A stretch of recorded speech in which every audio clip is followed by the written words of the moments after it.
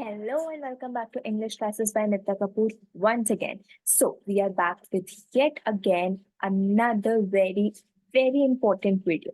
So, in this video, we are going to talk about some sentences, some phrases which are very essential in the corporate world. तो offices तो सब जा रहे हैं, corporate world में तो सब घुस रहे हैं, but it is equally essential to understand the language of the corporate world. And this video is to help you understand that only. So अब हम बिना टाइम वेस्ट करे अपने इस फ्रेज वर्ड्स को सीखने में चलते हैं।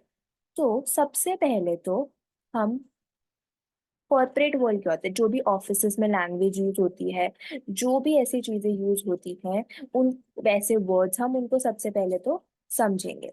और उन वर्ड्स को हम समझेंगे, उनके हिंदी में मीनिंग समझेंगे, उनके हिंदी में सेंटेंसेस, उनके इंग्लिश में सेंटेंसेस, कोई कैसे बोलता है उस बात को समझेंगे, और वो सारी चीजें हम समझेंगे। तो सबसे पहले तो हम बात करते हैं अंडरस्टैंडिंग कॉर्पोरेट लैंग्वेज।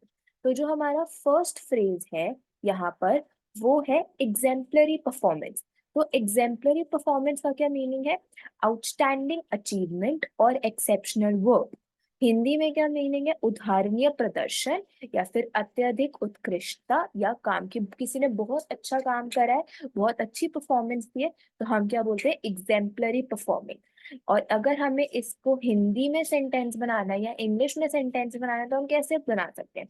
हिंदी में होगा उनका उदाहरणीय प्रदर्शन परियोजना में एक उच्च मानक स्थापित कर दिया। और इसी का अगर हमें इंग्लिश में ट्रांसलेशन करना है, तो हम कैसे बोल सकते हैं? Her exemplary performance in the project set a high standard for the team. कि उसने इतना अच्छा परफॉर्मेंस किया कि बाकी पूरी टीम के लिए उसने एक स्टैंडर्ड सेट कर दिया कि इसको तो बीट करना ही है। अब जो हमारा नेक्स्ट है वो है Pinnacle of proficiency. Pinnacle of proficiency का क्या मतलब है? किसी चीज में, मतलब कि इससे ज्यादा एक्सपर्टीज, इससे ज्यादा प्रो तो और कोई हो ही नहीं सकता, कि ये हाईएस्ट पॉइंट है ऑफ एक्सपर्टीज या फिर हाईएस्ट पॉइंट है प्रो होने का। हिंदी में मीनिंग है कुशलता के शिखर तक पहुंचने के लिए लगातार सीख। कुशलता का शिखर, कौशल या विशेषज्ञता का सर्वोच्च स्तर। अगर अब हमें इसे सेंटेंस में यूज करना है, अगर हमें इंग्लिश में सेंटेंस में यूज करना है, तो हमारा सेंटेंस क्या बनेगा? Reaching the Pinnacle of proficiency requires continuous learning. इसका क्या मतलब है? कि अगर हमें पिनाकल ऑफ प्रोफिशिएंसी अचीव करनी है, कि हमें एक ऐसे एक्सपर्टीज पे पहुंचना है कि उससे हायर कोई एक्सपर्टीज है ही नहीं, तो उसके लिए कॉन्टिन्यूअस लर्निंग की रिक्वायरमेंट होती है, कि हमें कॉन्टिन्यूसली पढ़ना होता है। तो कुशलता के शिखर तक पहुंचने के लिए लगातार सीखना आवश्यक है। नेक्स्ट जो हमारा फ्रेज है वो है अनपैरेलल्ड एक्सपर्टीज। अनपैरेलल्ड एक्सपर्टीज का भी मतलब यही होता है कि कोई आपकी एक्सपर्टीज लेवल को मैच ही नहीं कर सकता, कोई आपकी नॉलेज को, कोई आपके स्किल को मैच ही नहीं कर सकता। अनमैच्ड और unwed knowledge and skill. Hindi में क्या मतलब है? अतुलनीय विशेषज्ञता, अनुपम या अतुलनीय ज्ञान और कौशल की। इससे बेटर आपके पास जितनी नॉलेज है, उससे बेटर नॉलेज किसी और के पास है ही नहीं। अब अगर इसका सेंटेंस बनाना है इंग्लिश में, तो इंग्लिश में हम इसका सेंटेंस कैसे बना सकते हैं? His unparalleled expertise in technology made him a sought after consultant. उसकी जो अनपैरेलल्ड एक्सपर्टीज थी, जो उसकी नॉलेज थी टेक्नोलॉजी में, कि उससे बेटर नॉलेज किसी और के पास नहीं थी। इस नॉलेज की, इस अनपैरेलल्ड एक्सपर्टीज की वजह से वो एक सॉट आफ्टर कंसल्टेंट बन गया, कि उससे बेटर कंसल्टेंट और कोई था ही नहीं। हिंदी में अगर यही सेंटेंस बोलना हो, तो तकनीक में उनकी अतुलनीय विशेषज्ञता एक खोजी जाने वाली सलाहकार बना।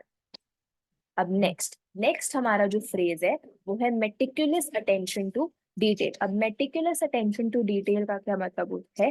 कि हर चीज को इतनी डिटेल से देखना, हर चीज को इतनी बारीकी से देखना। कोई भी चीज है, अगर उसमें 10 चीजें हैं, तो उन हर एक 10 चीजों को बहुत ज्यादा डिटेल से देखना, उसको हम क्या बोलते हैं? Meticulous attention to detail. English में क्या मीनिंग है? Careful and thorough attention to small small detail. Hindi में इसका क्या मीनिंग है? छोटे विवरणों के प्रति सावधान और विस्तार पूर्ण ध्यान। अब अगर हमें इसको सेंटेंस में यूज करना है, अगर हमें एक इंग्लिश का सेंटेंस बनाना है, तो हम कैसे बना सकते हैं? The success of the project was attributed to her meticulous attention to detail. कि उसका जो प्रोजेक्ट था वो सक्सेसफुल क्यों हुआ? क्योंकि उसने हर एक डिटेल वाले पॉइंट पे बहुत ध्यान से अटेंशन दी। फिर अगर इसी को हिंदी में बोलना है, तो परियोजना की सफलता उसके विवरणों के सावधानी पूर्वक ध्यान को समर्पित की गई थी, कि क्योंकि उसने हर डिटेल पे बहुत अच्छे से मेहनत करी, इसीलिए मेटिकुलस अटेंशन टू डिटेल दी, इसीलिए उसे सफलता मिली। नेक्स्ट, जो हमारा नेक्स्ट फ्रेज है वो है इनोवेटिव प्रॉब्लम सॉल्वर। अब इनोवेटिव प्रॉब्लम सॉल्वर का क्या मतलब है? कि क्रिएटिवली जो चीजें अवेलेबल है उसी चीजों को यूज कर कर कोई भी प्रॉब्लम है, कोई भी चैलेंज है, उसको रिजॉल्व करना, उससे आगे बढ़ना। तो इंग्लिश में क्या मीनिंग है? Someone who creatively and effectively resolve challenges. Hindi में क्या मीनिंग है? नवाचारी समस्या समाधान करता जो रचनात्मक और प्रभावी रूप से चुनौतियों का समाधान करता है, जो और आंसर निकालता है अगर कोई भी प्रॉब्लम या फिर कोई भी चैलेंज फेस हो रहा होता है। अगर हमें इसे एक इंग्लिश के सेंटेंस में यूज करना है, तो हम कैसे कर सकते हैं? As an innovative problem solver, he introduced a solution that transformed the entire process. क्योंकि वो एक इनोवेटिव प्रॉब्लम सॉल्वर था, वो सोच सकता था अपने रिसोर्सेज को यूज कर कर, तो he introduced a solution that transformed the entire process. तो उसने एक सॉल्यूशन निकाला जिसने पूरे प्रोसेस को ट्रांसफॉर्म कर दिया। एक नवाचारी समस्या समाधानकर्ता के रूप में उन्होंने समाधान पेश किया जिसने पूरे प्रक्रिया को परिवर्तित कर दिया। जो हमारा नेक्स्ट फ्रेज है वो है स्ट्रैटेजिक विजनरी। स्ट्रैटेजिक विजनरी का क्या मतलब है? जो बहुत इंसाइटफुली आगे की चीजों को देखता है, आगे की चीजों को अप्रोच करता है, जिसका विजन बहुत स्ट्रेटेजिक होता है, तो जो बहुत स्ट्रैटेजीज बना बना के चलता है। तो a person with an insightful and forward thinking approach to planning and decision making. अब इसी का हिंदी में क्या मीनिंग है? रणनीतिक दृष्टिकोण, योजना और निर्णय लेने में दृष्टिकोण से भरा व्यक्ति। अब अगर इसी को हमें सेंटेंस में यूज करना है, तो हम कैसे यूज कर सकते हैं?